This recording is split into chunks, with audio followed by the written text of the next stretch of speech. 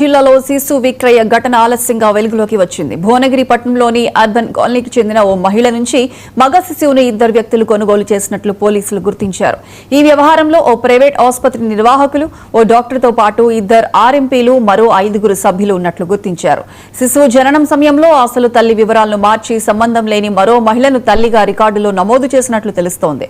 అనంతరం అదే వివరాలతో మున్సిపల్ కార్యాలయం నుంచి బర్త్ సర్టిఫికేట్ తీసుకున్నట్లు తెలుస్తోంది. ఇక గత ఏడాది నవంబర్లో జరిగిన ఈ ఘటన తాజాగా బయటపడటంతో అధికారులు దర్యాప్తు ముమ్మరం చేశారు.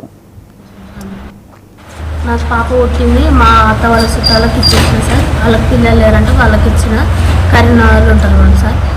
మాకు ఇల్లు కూడా లేదు, మా ఇంట్లో పరిస్థితి కూడా బాగాలేదు. మాకు అత్త మామ లేదు, ఎవరు ముగ్గురు తల్లి నలుగురం బతుకునే పని చేస్తేనే బతుకుతారు సార్. మా ఆయన ఒక్కరు కాబట్టి మాకు ఇవ్వలేదు.